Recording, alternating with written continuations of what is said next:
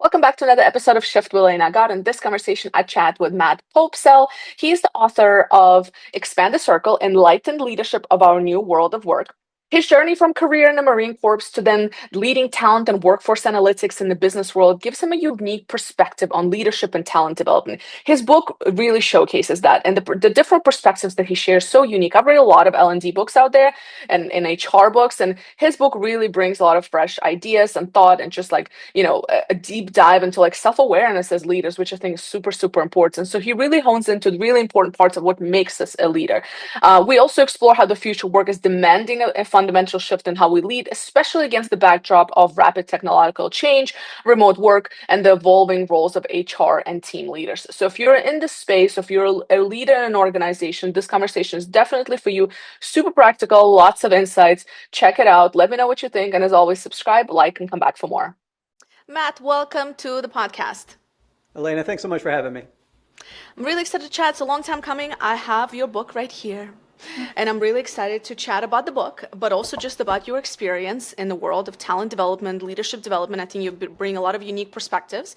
But before we dive into that, take me back to your career. I always find it fascinating in terms of like, how do people get into this field, right? Because everybody has a unique story. So take me back to kind of your military experience and what what are some things you're bringing to this world of leadership? Yeah, just as you mentioned, Elena, I had my start in the military. I served 6 years in the Marine Corps, and I tell you, the very first day I reported for duty, they slammed a book of leadership principles in my hand, and I was like, this is amazing. I had never seen that before as an adult, first time on the job, and really got that kind of investment for a long time. And then when I decided to get out and go into civilian life, I was like, let's do more of that leadership stuff. And private companies are like, what are you talking about? We don't really do that here the same way. And I was very disappointed in that. So I kind of had to skin my knees a little bit as a manager. I was working in a software startup and it was fast paced and I was really enjoying it, but I was making a lot of mistakes along the way too, burning through people a little bit, thinking everybody needed what I needed, or that they were wired just like me, which of course they're not. And so I decided, I probably should go and study this a little bit better. If I want to advance in my career, I need to be a student of leadership. So had a trunk full of audiobooks and just kind of decided to invest in myself in that way. And later got my PhD in psychology of coaching and psychology of leadership and ended up taking a job at a workforce analytics company to really add some science and some rigor to that as well from measurement perspective. And today I just love sharing insights and hopefully helping some people coming up behind, whether they're my HR counterparts or other aspiring managers in the business. You know what's interesting is that I've also I'm still learning this piece about myself in terms of like not everybody needs what I need. And I think it's a continuous work in progress because you want the best for people, like right in the manager and like leadership role, but at the same time, and you think you're like, well, this is what I would do for me, but then it's like very different for other people. And it took me so long to recognize that like success means different things to people, work means different things to people, how they view just jobs and careers in general means different things. So it's very I'm still learning that lesson as I go along. Talk to me a little bit about this term of enlightened leadership, because that's kind of on the front of your book, and it's something you talk about. And how is that different from a traditional leadership models out there? Yeah, I think a lot of the outdated models that we have were really formed, back during the Industrial Revolution when we thought about these hierarchical, command and control, individualistic approaches to work, very much focused on individuals doing jobs almost like on an assembly line. When Frederick Winslow Taylor and others kind of studied these things, we codified them. And how many times do you see an org chart today? They're like, oh, here's our org chart. And you're like, okay, how does work actually get done? Well, not like this. This is the worst example of how work gets done here. So I think a lot of the vestiges of what passes for leadership are really woefully outdated. So to me, an enlightened approach is one where we are willing to move past what we've kind of always been taught because it's outlived its usefulness. And we realize that today everything has changed except for the way we lead people. When you think about the nature of the work that we do, completely different. And it has been for some time. We've shifted into knowledge work and hyper-connected. The economy is incredibly connected across entire ecosystems. And we've seen examples of that with supply chain breakdowns and all kinds of things. And the nature of the worker has changed too. The reality is that a post-pandemic worker, a Gen Z worker, millennial worker, they're expecting different things from work than they did in the past. So if everything else has changed, isn't it time that we update our leadership mentality and our approach. And that was really the exploration that I went on to write, to research and to write the book. You know what I found interesting in the book? That the first couple of chapters, and in general, the book is has a lot of heaviness on the individual as a leader, meaning like there's a lot of that self-awareness. There's a lot of that, like, here's what you need to work on first before you try to lead other people. And I love that because I think a lot of times and I think this is kind of that enlightened part, at least in my personal opinion, because I think we've spent so many years of just like, here's what you need to do to drive the teams forward. And it's all about like, here's what you need to have other people do. It's all about the others and it's all about the team. But then there's not a lot of focus on that you as a person and how you lead yourself first and foremost. So was that intentional? Like, talk to me a little bit about like how you structured the book, because I think it's pretty different. Yeah, I think what really happened to me was right during the teeth of the pandemic. I don't know why I did it, Elena, but I went and had myself a midlife crisis right at the same time. Terrible idea to try to manage both those things at once. And I found myself almost like in free fall, just trying to figure out like, what's going on here? Why are my values sort of being challenged in this way? I think a lot of us went through that. And it led me to kind of restore a practice of meditation that I had abandoned long, long ago. And as I sat there in meditation, I learned different techniques. And one of them was this notion of expanding the circle of compassion. Can you wish compassion starting with yourself? We must start with ourselves. And then can you extend that out to maybe your family or your spouse? Can you keep going to your coworkers and maybe strangers and finally on out into the universe, or however you like to think about that? And I thought, man, this is exactly how my leadership journey has unfolded too. I had to learn to lead myself pretty thoroughly before I could effectively lead others, before I could lead teams, before I could be an executive and really drive an organization and so on. So for me, I think it absolutely is true that we have to spend a lot of that introspective time in reflection, working on ourselves. And so in that chapter, and this is how I break down the book, how do we lead yourself before you lead others, etc. And I think it starts with self-awareness. And I think most readers and most leaders are going to look at that and be like, that makes sense. Okay, self-awareness. And then the second part that I hit is self-acceptance. And you're like, whoa, we don't talk about that as much. We talk about self-awareness a lot, but what do you mean self-acceptance? And it starts to get into some of those heavier aspects of really sitting with yourself and recognizing that you're not perfect. None of us are perfect. And we don't have to hide those things or feel self-conscious about those things. We have to accept and incorporate them into our leadership. And I think I break the seal on it that way, and then we're in for a ride after that. Yeah. I like the self-awareness, because it's like, okay, well, I know who I am, maybe like I know what I'm doing right or wrong, but then the self-acceptance piece. And then also there's another piece that I see here. It's just like I don't know what it would be called, but it's like the adjustment piece, because I think that leadership requires you, right, like to adjust the way you are. I mean, I'm speaking for myself, frankly speaking. I'm still learning, as I said, but you know, it's a lot of work to manage people. Like, it takes true skills. It takes every person you manage is a different like personality, different, all these things. So it's like, I think the adjustment piece is where it's the hardest for people, because we're talking about behavior change. Oh, you're so right, Elena. It's so true. And I think that the reality is that we have to be really good at reading people and in some cases asking them outright, what is it? Who do you need me to be for you in order for you to be at your best? And if they say, well, I need you to really give me thoughtful, detailed instruction so I can, comply with, what you want from me.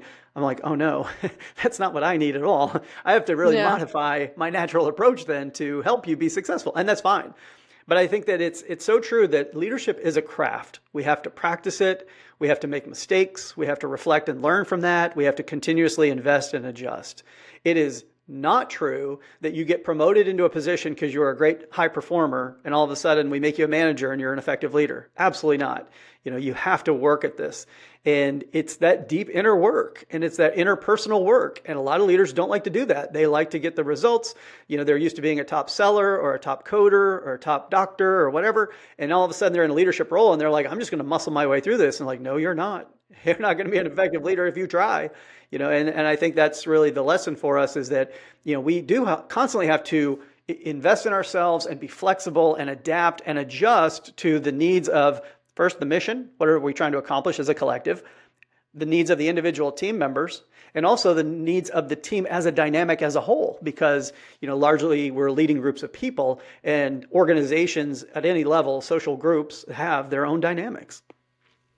I like this very practical tip that you said, just asking your team members, like, what do you need from me to support you to be at your best, right? I think I butchered a little bit, but like, what is it that you need from me as your leader? And I think that's such a powerful thing because oftentimes we get so caught up in like day to day and just trying to get things done. And, the intention is to be a good manager, but then like, we just got a lot going on. And I think just pausing and asking that question at that next one-on-one meeting, I think is super powerful. That's Yeah, and it's so the thing simple, where but so good. we Yeah. fool ourselves into thinking we don't have time, but we Right. cost ourselves time when the group makes the wrong decision or they need a lot of pressure. And now you got to swoop in and try to solve an interpersonal friction point or something. And if we would just sidestep that and recognize that a good chunk of our time needs to go to working, for example, on the team, not just in the team, then all of a sudden we would get back a lot of that time and you'd get back the trust and you'd have the safety to be more flexible and dynamic. How many times do you talk to leaders and they're like, we have to pivot, we have to absorb this AI thing, whatever it is. And all of a sudden the team is slowing them down. They feel like, oh, my team's they're just not keeping up with me. Well, you didn't make the investment. You didn't create the relational bits. You didn't create the safety or the trust in order to be able to earn that right to ask them to go fast with you. And going back to my early military experience, we lived together out in the field and we would really invest a lot in trying to make sure that we knew how to operate as a cohesive unit, not just as a group of 6 individuals in my case. Yeah, that doesn't just happen. You have to make and work to make that happen. And you know what else happens is we leave a lot of potential on the table because we're not actually optimizing that talent, right? And that's something you talk about as well, like talent optimization. We just leave a whole lot of potential on the table of team members who, if tapped into, could really create a lot of, value, not only for their own experience, but for the company. So let's dive into that. Oh, you're exactly right, Elena. And what leaders don't realize in many cases is that we're in the energy business. Maybe not as an industry, literally, but we're in the energy business of people's energy. So you have people, you hire them, you pay them, they come to work, and your job is to try to preserve and generate as much energy and then focus and channel that into results, right? And sometimes those results are based on the team. You have to invest some energy in making sure the team is working well. And sometimes it's in whatever output you're here to do. If you're a graphic designer, you're putting out great creative, whatever it is. And so the point being that friction points will erode that energy. If all of a sudden, let's say 2 team members are having a conflict and you haven't had the courage to have the conversation, get them all in the room together, they're draining that energy. They're going home, they're frustrated, they're complaining to their families, they're refusing to provide some knowledge sharing or something that could make the team better. And these are the types of things that happen if we allow them to happen. But instead, if we get the team together, and let's go back to your example of saying, let's have a next team meeting and let's say, who do we need to be to best support one another? And let's have a positive, uplifting conversation. Let's hammer out some things we're doing well and some areas where we can improve and what we want to focus on to work better together as a team. All of a sudden, that energy is going to be preserved and it'll be available to us when we need to change or we need to work hard and stay late or ship or whatever it is, or even when we want to attract new team members. Who doesn't want to be part of a highly energized, motivated team? And I think that's where energy can really flow very naturally if we are willing to tap into it and do our part to preserve it. Yeah, I really like this because especially with like technology and AI and all that stuff, I think what's really going to differentiate teams and companies and is the way that we lead those teams and companies and being able to tap into that energy because what happens when all of a sudden whatever potential you're tapping into at the moment or the lack of the tapping in, right? You're leaving so much on the table, and with AI probably taking on a lot of the things that some of the team members are doing, you now have to actually really put effort into untapping or tapping into that potential because people essentially their roles are going to change, and it's your job as a leader to uncover what else is there in that person where they can thrive if this other part of their role is outsourced to a technology and AI or whatever else, Yeah, right? 100%. Yeah, it's the last remaining competitive differentiator. When everyone has access to the same tech and the same technical advantages, it's the human bits that's going to make all the difference, right? But I think what we have to recognize is that we're in a very difficult environment right now, and it started many years ago. We have not fully adjusted to life after the pandemic when it comes to remote teams, hybrid teams, multi-generational shifts in what we expect from work, economic headwinds, all these things. And what happens is anytime there's pressure, anytime there's a challenge and confrontation, what happens is that we start to feel fear and anxiety. and that causes us to retreat into ourselves. And it causes us to act out of what I call scattered self-interest. So instead of cohesing together, we now stretch apart and we start to look out for me and mine. It's a biological response that we have. And so for a team leader who's watching this and saying, the executives here are really excited about AI and all the productivity gains, and they're asking me to implement this in my team, and my team is not ready, willing, and able to do this, it's because we're afraid. They're going through their own me issues when it comes to white collar jobs are under attack, entry level jobs are under attack, managerial jobs are under attack. And so people are rightfully and understandably concerned. So all of that leads to this isolation, this separation. We're pulling apart these teams, and people are starting to not cooperate, not demonstrate those organizational citizenship behaviors, the team-based behaviors that we want to see. Only leadership can heal all of that. And that's why I say that leaders are healers of separation. Wherever we see space in between us and our people and them and each other, our job is to close those gaps, right? Imagine that you're out in the wilderness. You don't want to stray off. You don't want to wander off. You want to keep your people close to you and make sure that you're all navigating through this wilderness together. And that's what we're doing. It's what we're asking of our leaders to do.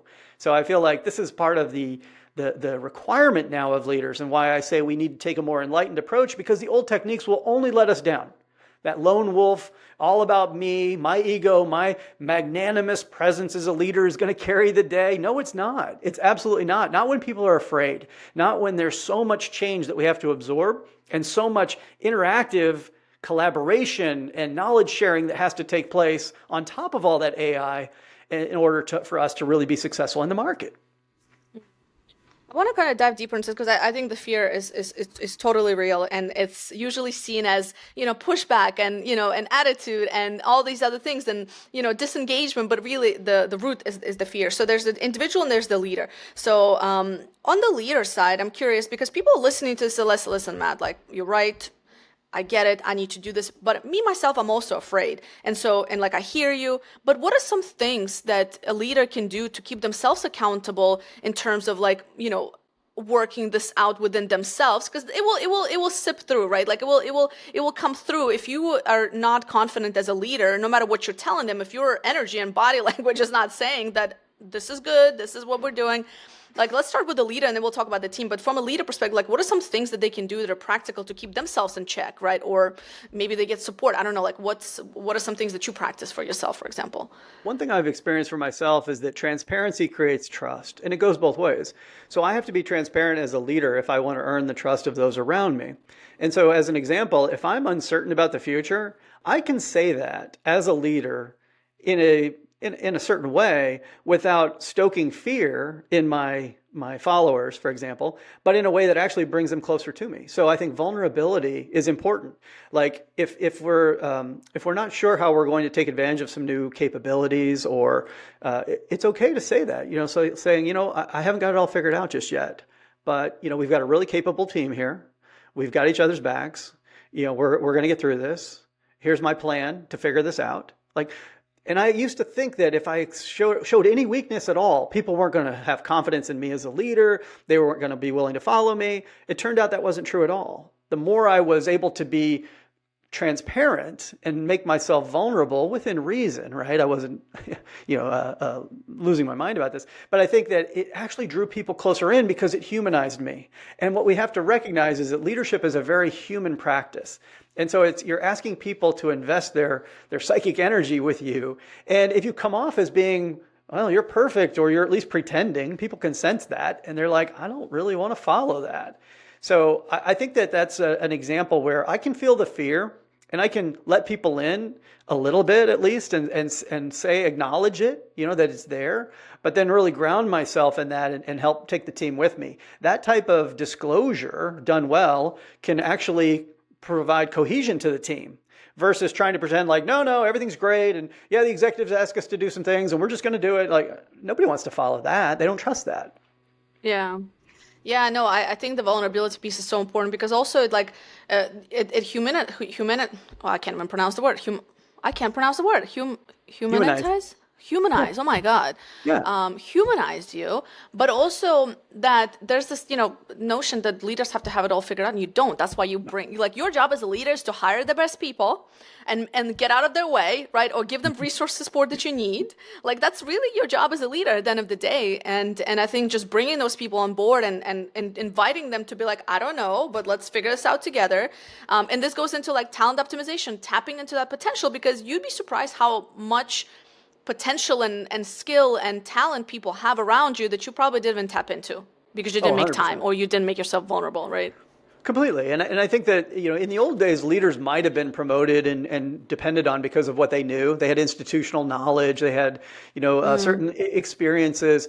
But again, to your earlier point, when it comes to AI, you're not going to be valued for what you know anymore because everything that we know is right at our fingertips increasingly.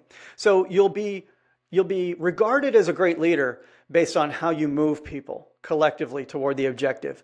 Can you encourage them to commit their energy toward a shared goal? Right? That's a relational thing. And that's what leadership is all about. It's not about having technical skills expertise or having specific knowledge. Those days are gone. It's really the heart of leadership that's left is how do we actually connect with people, connect them to one another, connect them to the mission. You're hearing me say connect a lot because it's so true. We're closing those spaces and we're navigating together toward that shared objective. And we're understanding that there's room for everyone's sense of why. And it might all be different, different perceptions of what the why is because people have different values, personal values that they can bring to bear as we move toward the collective objective. So as a leader, you have to uncover all of that and you have to help them see their why within the bigger why, right? So it's constantly this connection, and it goes back to what I said earlier. This is why leaders are healers of separation. Wherever we see gaps, it's bad for business, it's bad for people. Got to close those gaps. How does HR play a role in all of this? So, like, what can they do to support this movement, I guess, in their organizations? Yeah, I always try to remind both business audiences and HR audiences that, HR goes to school for this stuff. They're naturally compassionate, they're naturally caring and believers in the capabilities of people. And at business schools, for example, we don't teach that part the same way. We teach about operations and strategy and technology, but we don't teach the people bits. So I would think that in HR, we're at this really interesting time right now where a lot of the administrative aspects of HR, the kind of compliance and policy aspects, are really being augmented with a lot of technology. But the remaining bit of HR has never been more important. How can I be a strategic coach to the business? How can I be a consultant? How can I be a human transformation and change expert? Those things are where HR is absolutely needed because it's a nice complement, obviously, to the line of business people who might have industry-based or functional skills. So I think that's one part of it. The other part is that HR is in need of and requires the commitment to leadership just like everyone else, right? So leadership isn't about authority, it's about intention and it's about skills. And I think that being able to be a champion for the people in the organization, helping to provide that coaching to managers who may not have that experience, that's where HR can find its why as well. How do I make sure that we care for the business, we care for the people in the business, we care for our sense of purpose and why we're here and the bigger beneficiaries we have that are either customers or communities or whatever it might be. I see HR as the linchpin of being able to make this happen. Yeah, I like this point about just, and we've seen this quite a bit, this movement towards HR and L&D becoming, consultants and instead of just executors, right? And I think HR used to be seen as this big bad wolf and like you can't be trusted and like, it's like this whole thing from an employee perspective and leadership. And I think now you see more and more leaders embracing HR and like actually coming to them for support, for conversations about like, how do I handle this situation?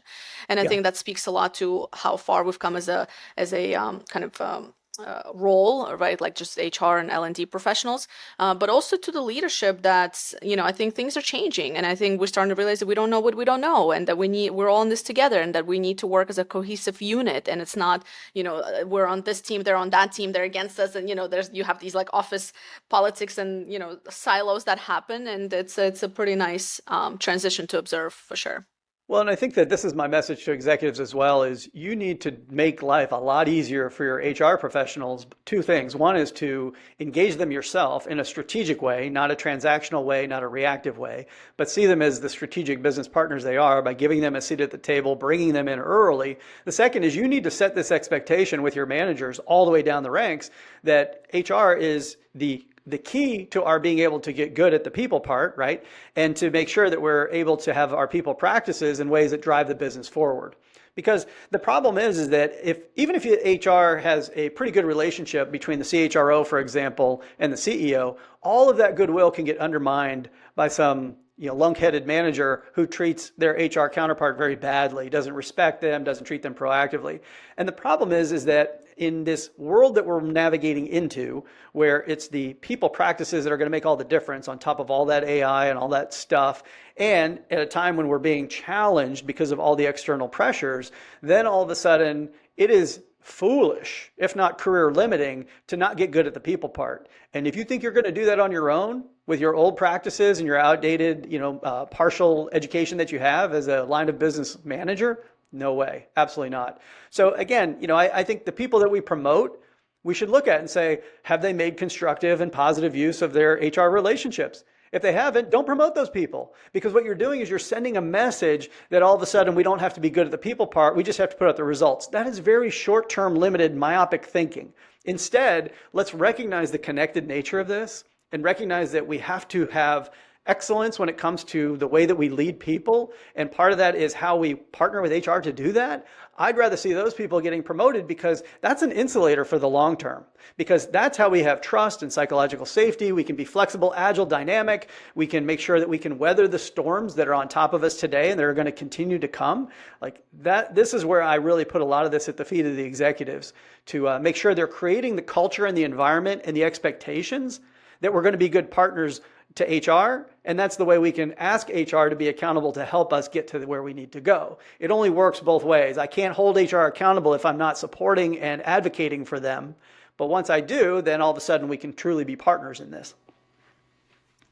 Not to be dramatic or anything, but I think just personally, just what I've observed in the world of work and with everything that's going on now, I think that ultimately the only companies and that will survive are the ones that will embed some of these things that we're talking about, that true leadership. Because I think that with the disengagement that we see with the new generations that are coming, that don't want to manage, they don't want to lead, they just want to be individual contributors, they don't want to have that responsibility. I think that if you're not tapping into that and changing that culture into obviously not everybody needs to be a manager, but like creating that culture of learning, that culture where people do feel safe, that culture of communication and openness and transparency. If you're not creating that and doubling down on that, I really see like some of these companies are just going to not get the best talent because people are just not going to want to come there, right? And I think it's already happening, but I think it's going to speed up significantly, and it's going to put some companies out of business because they're not able to optimize their talent, tap into that potential, retain their talent, grow their talent, and help them just be agile. I really think they're just not going to exist like in the short term, not even long term, short term. I would agree. And I think that all hiring markets, for example, are very cyclic. And there was a time right after the pandemic that there was the great resignation and people were like, I'm not going to put up with crappy jobs and all these things. And now we're in a much tighter job market and there's a lot of uncertainty because of AI. So there's a lot of hiring freezes, et cetera. So all of a sudden employers have the power. I'm so weary of who's got the power. We really need the partnership between the employer and the employees, or at least the job market, right? So when you start looking at the future of work and you say, how do we climb that ladder from performance to people to purpose and make sure we're checking all of these boxes? That's exactly what the most forward-thinking organizations are looking to do and the most forward-looking top talent is looking to do. So I think you're exactly right. If we start continue to invest in the outdated approaches and we don't adopt a more enlightened view about why we're even here. This is the thing that we don't like to talk about, but our time on this earth is limited. I don't care how young you are. It's still limited compared to what you might want to accomplish. And so at the end of the day, do you want to look back and say, I really drove a lot of metrics? Or do you want to say, I accomplished a great deal in business. We had tremendous success, which was awesome, but we also lifted our people up. We also made a huge impact on our communities, on our customers, on everything else. We put good stuff into this world of ours. And I think that a lot of us just haven't done the math fast enough. We have these short-term goals around hitting specific productivity targets for the given quarter, and we need to do those things. We have to run profitable businesses. But that's not the sum total of what's possible for us. You go back to that term you've been using of potential. It's true inside of our teams. It's true inside of our organizations. And it's true that business can be a force for good. It can be a way of making a positive contribution to society and to the planet. I talk about these things in the kind of the higher altitude chapters of the book. And I think it's very much there for the taking. And people will increasingly want to work for organizations that are having that kind of impact. And as the job market opens up, which inevitably, cyclically it will, it's better to have those capabilities now, right? And make sure you can attract top talent and stay competitive than to be very transactional with people right now and then have to try to catch up. You know, a story keeps coming up in my mind, but maybe I want to say 7, 8 years ago, I was talking to a leader, and he was the CEO of a company.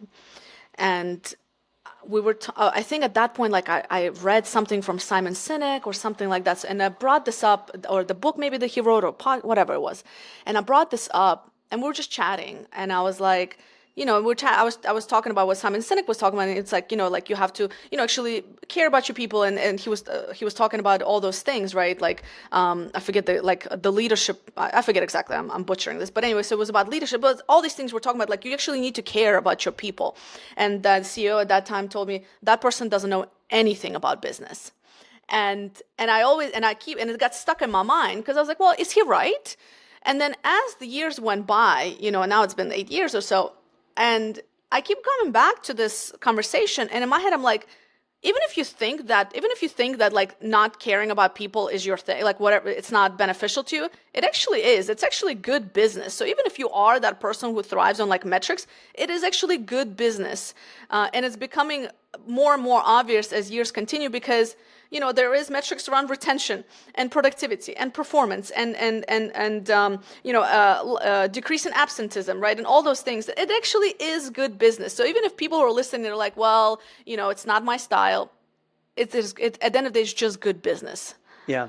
Well, 100%. I think the research has proven this beyond the pale, but I think that the same thing that afflicts individual contributors is the same thing that afflicts executives, and that's fear. And the fear is that if I'm super nice to people, they'll take advantage, they won't do the work, people are going to be lazy, they're going to not, you know, work as hard as they could otherwise, and so we're just going to run a really, you know, sort of technical tight ship, and we're just going to, you know, we're going to squeeze people. And the reality is that fear only destroys. Fear doesn't create, and fear destroys everything good in relationships and in organizations.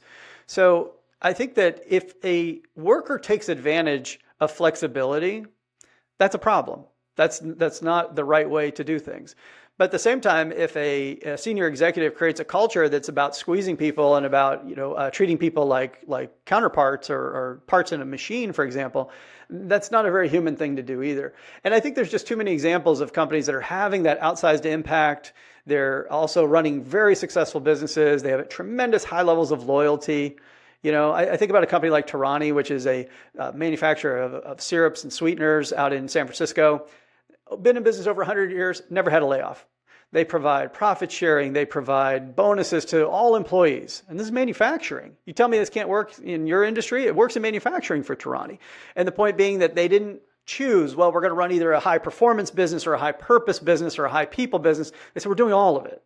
It can absolutely happen. That's just one of many, many examples out there.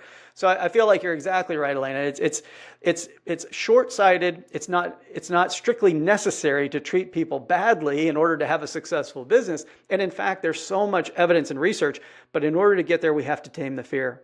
We have to get executives and others past the point and understand, why are we doing all of this work? Is it just to make the board more money? Is it to make us more money? There's nothing wrong with making money, but let's understand that, you know, there's more to it than that. You know, we don't have to just satisfy or settle for one slice of the agenda. We can help people experience great workplaces, get ready to grow their careers, to have an impact on our communities and our customers, you know, and still be profitable and have high performing businesses. It's possible if we work together, close those gaps, demonstrate real leadership, partner up with HR, all the things we've been talking about today. It's what it takes. And it's a lot. But guess what? I expect a lot. We know a lot. Let's do a lot, right? And let's do it together. Yeah, absolutely. So your book, for those that are listening and not and didn't see me showing the book, it's called the Expand the Circle: Enlightened Leadership for Our New World of Work. First of all, I'm going to put this in the show notes. I encourage people to check it out for sure. It's really good. It's a different take on leadership, and I really do think that that's the model that we need for the future. Is there anything else that you want to mention for people who are like, okay, but give me a little bit more. Like, who is this book for? Like, if you were to take like one thing out of this book that you're like, this is why you need to read this book, what would that be? Yeah, I think it really is for a leader who may feel a little bit hollow today. Feel like I see so many statistics and articles about young employees who are passing over the opportunity to become managers and leaders. One of the most beneficial and joyful experiences I've ever had is developing and leading other people. And they're rejecting it with both hands. Why? Because we've taken these outdated approaches and they're like, it's more headaches than it's worth. We're just squeezing managers to death. And so I think that this is really for those people who are saying there's got to be more to management and life and leadership than just this. And we don't have to feel hollow. We can feel like we can bring our whole self to this practice. And I wrote the book for a couple different groups. And in the back, I talk about executives, HR professionals, and team leaders specifically with their own dedicated chapters. But the book also includes self-assessment and recommended tips at every stage for just the practicing leader or even an individual contributor who I still consider a leader. Like I think no matter where you are in life, I go to the grocery store and I'm a leader on the weekends. I just act like a leader every chance I can because it's all about trying to lift up the people around me and help us work towards some collective aim. So I think that the book itself is really designed to be practical as much as it is sort of inspiring in a way and helping us take a fresh look at what's possible for us as leaders and through the impact of our leadership. And so I feel like that's what I had set out to do. And I've been very appreciative of the response that it's gotten because it is a little bit different compared to what we normally get. And I think that was by design. It's certainly what I found to be true, sort of the paradox of leadership that it's not about you. It's about the mission and it's about the people around you. But when it comes to taking accountability and action, it's all about you. And that's a real paradox that we have to reconcile for ourselves. No, I tend to agree, and I've read a lot of leadership books in our field, and I feel like everybody in our field, like we're always getting those new leadership books, and I really do think it's different. I really do highly recommend for people to read it. Where can people get in touch with you? I'll put the everything in the show notes in terms of access to the book, but is there anything else that you want them to know? Where do you want them to visit virtually?